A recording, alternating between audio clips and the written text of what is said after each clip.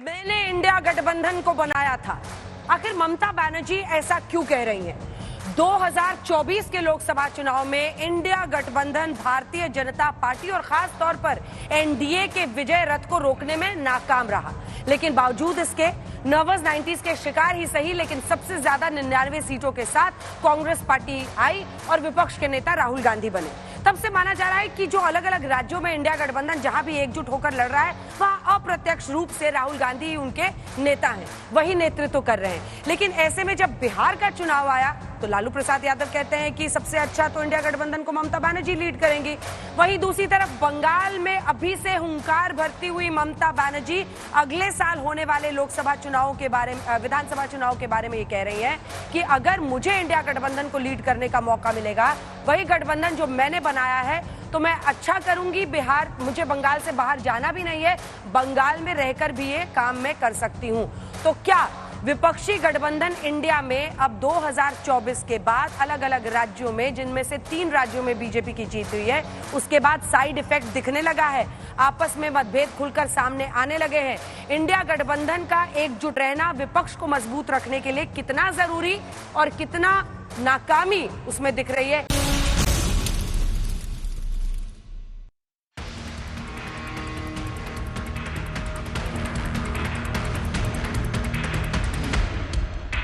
India गठबंधन की नींव भले जुलाई 2023 में पड़ी, लेकिन अविश्वास की खाई अब तक नहीं पट पाई। अविश्वास कांग्रेस टीएमसी के बीच, अविश्वास कांग्रेस और दूसरी पार्टियों के बीच।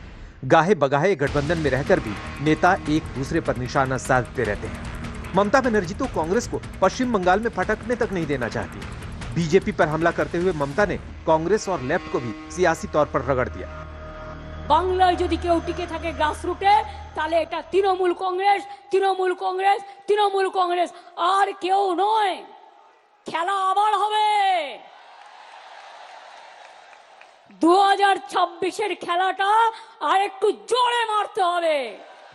कांग्रेस के शीर्ष नेतृत्व भले ही ममता के मामले में या तो चुप्पी साध लेती है या फिर हल्के अंदाज में बातों को रखती है, लेकिन बंगाल से ही आने वाले कांग्रेस के पूर्व सांसद अधीर रंजन चौधरी ममता पर कभी ममता नहीं दिखाते। वो पश्चिम बंगाल की सीएम ममता बनर्जी को 2011 की याद दिलाते। कांग्रेसेर दयाते, कांग्रेसेर दाक्षिण्ये, कांग्रेसेर महानुभवताय এই বাংলায় তৃণমূল নামক সরকার গঠিত হয়েছিল 2011 সালে। মমতা ব্যানার্জি, আপনি কিছু পারুন আর না পারুন, অর্থাৎ কাজের সময় কাজ নিয়ে পালিয়ে যাওয়াকে বলে। जब से इंडिया गठबंधन बना है, तब से इस गठबंधन के माथे पर ज्यादातर चुनाव में हार का टीका लगा है।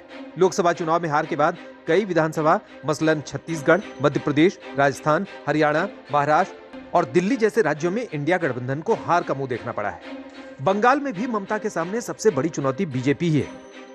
उनका दिमागी हालत ठीक नहीं है, वो इस तरीके की बात कर रही है। पूरा भारत जानता है कि ममता बनर्जी को बूथ लूटिंग के लिए, फेक वोटिंग के लिए हिंदूज जो है पश्चिम बंगाल के, वो एक साथ हो रहे हैं। इसके कारण ममता बनर्जी का डर बहुत बढ़ रहा है और पश्चिम बंगाल की हिंदुओं के सामने आगे आने वाला चुनाव करो या मरो की स्थिति है।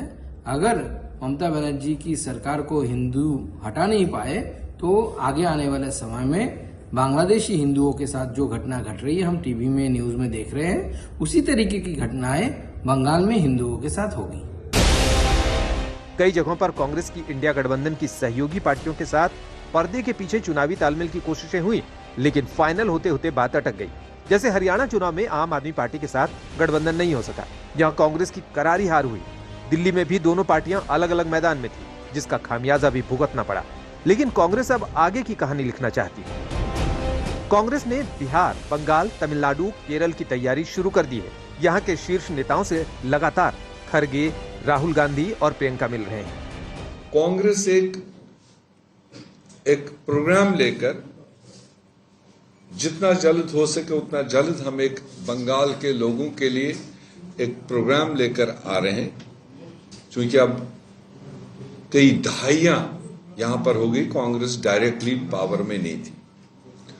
तो इसलिए इस 26 इलेक्शन को हम जितना शिद्दत के साथ जितना ताकत के साथ अवाम की बात रख सकते हैं, रखने की कोशिश की जाएगी। इंडिया गठबंधन की नाकामी के पीछे कई वजह बताई जाती है। विचारधारा को लेकर एक राय नहीं, नेतृत्व का अभाव, आंतरिक कलह, स्थानीय और राष्ट्रीय मुद्दों पर मतभेद, संगठनात्मक कमजोरी, सत्ता में हिस्सेदारी को लेकर अनिश्चितता, प्रभावी चुनावी रणनीति की कमी, एकजुट वोट बैंक का अभाव, यूपी, बिहार, बंगाल जैसे राज्यों में गठबंधन के बीच समन्वय की कमी, जनता के बीच स्पष्ट संदेश की कमी। पर परजीवी की तरह कांग्रेस जी रही है, आरजेडी के पीठ में लटक के जी रही है। और महागठबंधन का जो दशा है, चाहे बंगाल हो, बिहार हो, दिल्ली हो, हर जगह वही हाल है कि महागठबंधन में कभी कहते हैं केजरीवाल नेता है, ममता बनर्जी कहती है कि हम अकेले लड़ेंगे, हमको नेता सब मानो। दिल्ली में क्या स्थिति रहा? दिल्ली में केजरीवाल को ममता बनर्जी भी सपोर्ट की, अंदर से हमारे आरजेडी के युवराज भी सपोर्ट किए, लेकिन क्या मिला? ढाक के 3 पात। यही स्थिति है पूरे देश में कांग्रेस की। कांग्रेस जनाधीर है, जनाधार कोई नहीं है, खत्म है पूरी तरह। और आरजेडी का इस बार यहाँ पर सफाया तय है। आरजेडी जिस तरह से जंगल राज फैलाने का काम किया, बिहार की जनता को लूटने का काम किया, इसमें आरजेडी का 2025 में पूरी तरह सफाया हो जाएगा। यही वजह है कि बीजेपी और उसके सहयोगी इंडिया गठबंधन पर भारी पड़ जाते हैं। अगर अपनी गलतियों से इंडिया गठबंधन ने सीखा तो आने वाले चुनाव दिलचस्प हो सकते हैं। आज तक ब्यूरो।